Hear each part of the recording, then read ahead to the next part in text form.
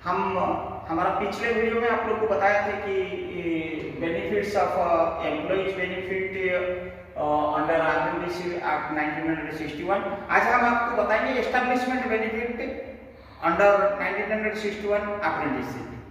देखिए, इसमें मैं ज़्यादा समय आपको नहीं लेते हुए पॉइंट वाइज ही इलाबोरेट करूंगा। आप इसको ध्यान से सुनिए।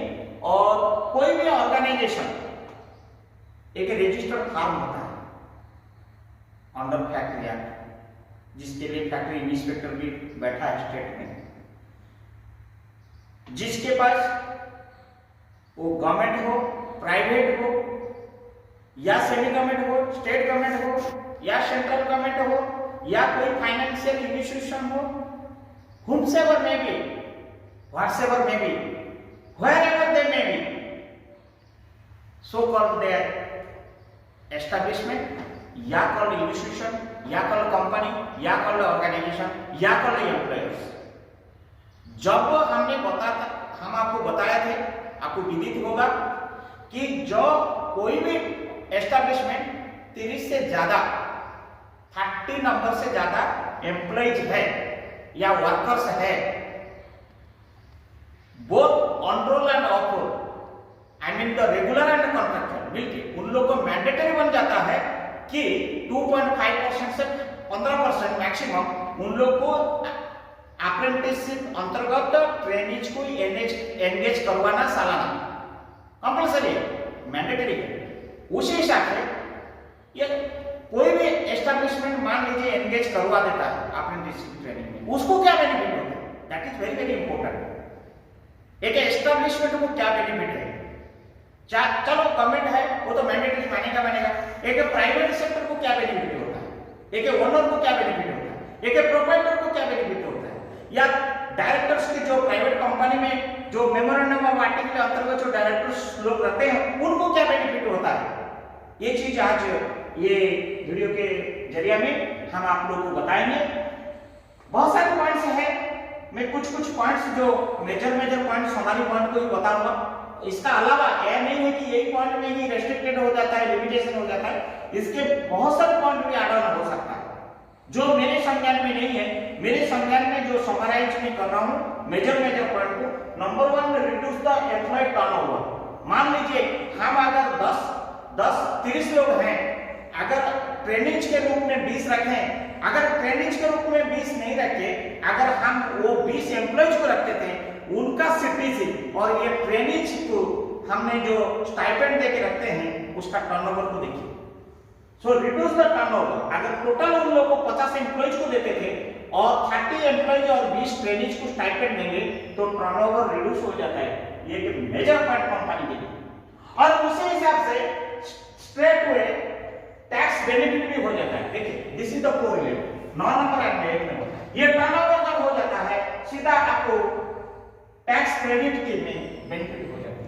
Reduce the layoff. मान लीजिए बहुत सारे एम्प्लॉइज हैं और आज चला जाए और हमको न्यू रिक्रूटमेंट करने की जरूरत पड़ रहा है या छटनी करने का जरूरत पड़ रहा है, वो जरूरत नहीं पड़ेगा क्योंकि हम उसको भरपाई हमारा ट्रेनिंग के माध्यम से कर पाएंगे, ताकि कि हमको ऑन हैंड जॉब ट्रेनिंग मिल जाता है। ऑन हैंड जॉब ट्रेनिंग मिल जाता है जिसको हम पेड ट्रेनिंग बोलते हैं। Improve the employee engagement. ये क्या होता है? ये वेरी वेरी इंपॉर्टेंट पॉइंट। हम लोग का जो एम्प्लॉयज को एंगेजमेंट करने के लिए बहुत इजी हो जाता है क्योंकि ये लड़का के बारे में उसका कैरियर, कल्चर, कैरेक्टर्स सब कुछ हम लोग ट्रेनिंग पीरियड में जान चुके हैं। उसको जब रिक्रूट करेंगे उसको बहुत ही इजी हो जाता है कि हमको एंगेज करने में। इधर उधर में हम रिटन टेस्ट करेंगे, फिर एप्टीट्यूड टेस्ट कराएंगे, भाईवा करेंगे, वो फिर ट्रेनिंग करेगा। ऑलरेडी हम वो ट्रेनिंग करके स्किल बन चुका है, हमको एंगेज कराने में इजी हो जाता है। देन ये 3 नंबर के बाद 4 नंबर पॉइंट जो आता है ये वेरी वेरी इंपॉर्टेंट है क्योंकि मान लीजिए विभिन्न ट्रेड का electrical, mechanical, degree, diploma, simple graduate, computer science, plumber, Turner, ITI, pattern maker, moulder, जो भी स्कीम में हम लोग का जरूरत के हिसाब से ट्रेनिंग तो दे चुके हैं, already they are with us, वो ट्रेनिंग हम लोग के साथ ही है, लेकिन हमको जब रिक्रूटमेंट करेंगे, जब हमारा रिक्वायरमेंट पड़ता है, ये हमारा टूल बन गया है, ये आराम से वो टूल से हम निकालेंगे, भाई तो आप आइए आप आइए आप आइए, हमारा जरूरत है, मेरिट बेसिस में हम ले लेंगे। हमारा जो बाकी फॉर्मेलिटी जो रिक्रूटमेंट का है वो हम लोग ट्रांसपेरेंसी, इंटीग्रिटी, अकाउंटेबिलिटी, प्रोफेशनलिज्म के हिसाब से रिक्रूटमेंट को खत्म करेंगे। हमको ये एक बना बना टूल बन गया। इंक्रीज प्रोडक्शन, जब एक लड़का कुछ नहीं जानता था, जो ट्रेनिंग समय में 2 आदमी काम कर रहे थे, ट्रेनिंग जब आ गया 3 आ गया, 4 2 ट्रेनिंग और ऐड ऑन हो गया, टीम बढ़ गया, तो प्रोडक्शन बढ़ गया, वर्क एक्टिविटीज बढ़ गया, प्रोडक्टिविटी बढ़ गया, प्रॉफिटेबिलिटी कंपनी का भी हम लोग का बढ़ गया। एस्टैब्लिशमेंट को ये बेनिफिट होता है। इंप्रूव द टीम फंक्शनलिटी, जो 2 आदमी, अगर एक आदमी चाहेगा ये कर नहीं सकता, तोड़ नहीं सकता, तोड़ नहीं सकता। अगर हमारा एक हाथ लगाएंगे तोड़ नहीं सकते, 2 हाथ लगाएंगे आराम से टूट गए। ऐसे ही टीम जब हम लोग हो जाएगा, हमारा फंक्शनलिटी 2 हाथ के जगह में 4 हाथ, 4 हाथ के जगह में 10 हाथ बढ़ जाता है। तो माय डियर फ्रेंड्स, आप लोग को ये भी देखिए, ऑर्गेनाइजेशन को, एस्टैब्लिशमेंट को ये बेनिफिट मिल रहा है।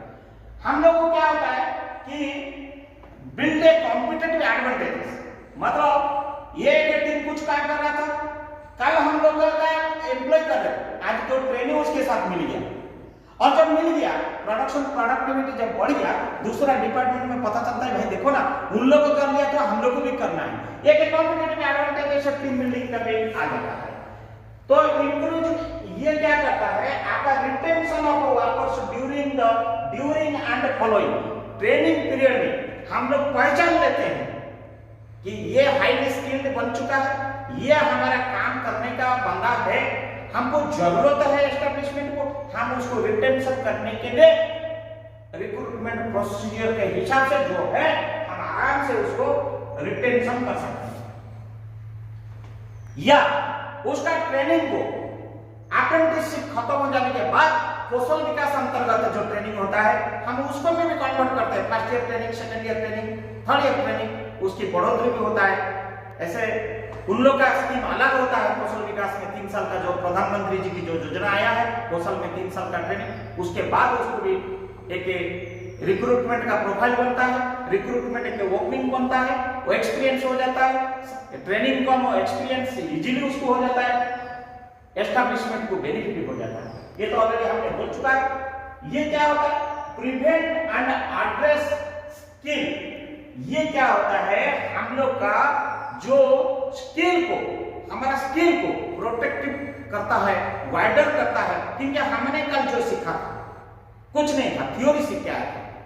हमारा skill, expertise, experience, practical, theory हम लोग जो सिखाया, जो ट्रेनिंग, जो एस्टैब्लिशमेंट जो सीखा था उसका रिटर्न उसको स्किल के हिसाब से फिर मिलता है।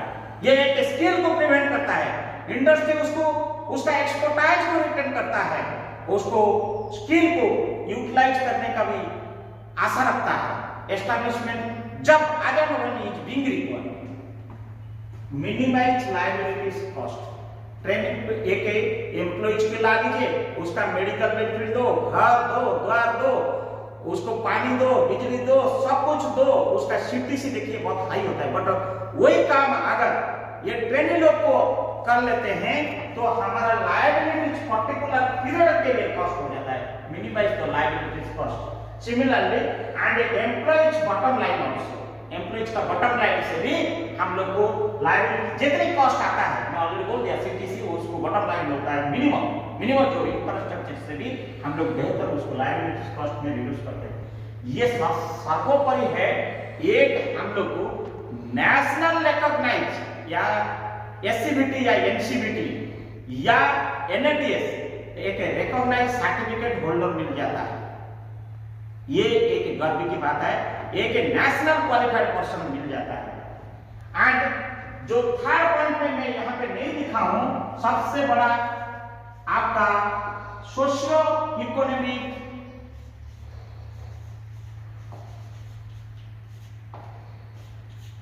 जो फैक्टर है, सोशियो इकोनॉमिक फैक्टर, जो यह इधर नियरेस्ट जो इंडस्ट्री का नियरेस्ट जो लोग हैं, जो डिस्प्लेस्ड है, जो रिहेबिलिटेशन अंतर्गत जहां इंडस्ट्री बनी है, कोई ना कोई जमीन दिया होगा, कोई ना कोई अपना सैक्रिफाइस किया होगा, कोई ना कोई अपना धरोहर दिया होगा, तो उन लोग को ये जो बेनिफिट मिलता है वो बेनिफिट भी तो ये उनका बच्चे लोग जब आके यहाँ पे ट्रेनिंग करते हैं और जब स्किल डेवलप करते हैं और एक्सपर्ट हाईली स्किल बन जाते हैं और पर्टिकुलर इंडस्ट्री में इन लोग जैसे एंगेज हो जाते हैं एज ए एम्प्लॉय, उनका एम्प्लॉय होने के नाते वो इधर उधर का जो सैक्रिफाइस किए हैं उसी एरिया में जब उनका लाइफस्टाइल की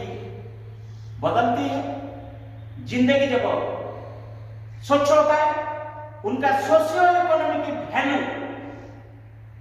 बढ़ जाता है वो नियरेस्ट गांव में, और उन लोग को गर्व लगता है कि कल मेरा पूर्वज जो सैक्रिफाइस किया था जमीन देके, धरोहर देके, हम उसको आज अमल कर रहा है।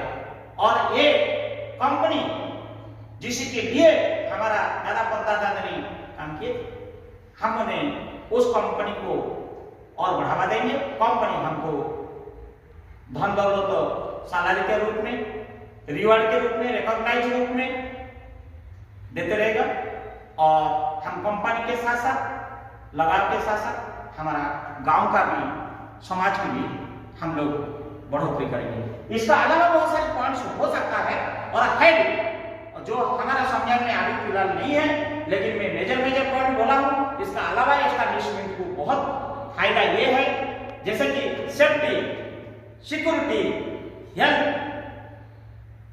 पहचान हो जाता है वर्कर्स का ट्रेनिंग पीरियड में, और उसको असिस्ट करना और उसको प्रोटेक्ट करना और उसको रिकॉग्नाइज करना और उसको कन्वर्ट करना रिक्रूटमेंट टूल का माध्यम से training, job on training period को खत्म होने के पश्चात उसको रेगुलर एम्प्लॉयज या एडहॉक एम्प्लॉयज या अंडर प्रोबेशन एम्प्लॉयज या अंडर कौशल विकास एम्प्लॉयज बनाने में बहुत मदद करता है। एस्टैब्लिशमेंट को सोचना चाहिए कि मैक्सिमम टू मैक्सिमम हम लोग जो सरकार का नियम है, ministry of skill development entrepreneurship, जो बैंडविड्थ रखा है, जो रेंज रखा है इंडक्शन करने का 2.5% से 15%, उसको हम मैक्सिमम यूटिलाइज करना चाहिए, ताकि कि क्या होगा, हमारा कोई लॉस नहीं हो रहा है। हम लोग को सरकार 50% एंड 25% बाय डिफॉल्ट रिमर्समेंट कर देता है against the actual paid of the stipend to the trainings. तो उसमें डुअल विन विन सिचुएशन है, इसमें फिर हम सोचने का कुछ नहीं। ये बहुत सारे बेनिफिट्स हमने आज आप लोग को बताया कि establishment key benefits under apprentice act of 1961। धन्यवाद।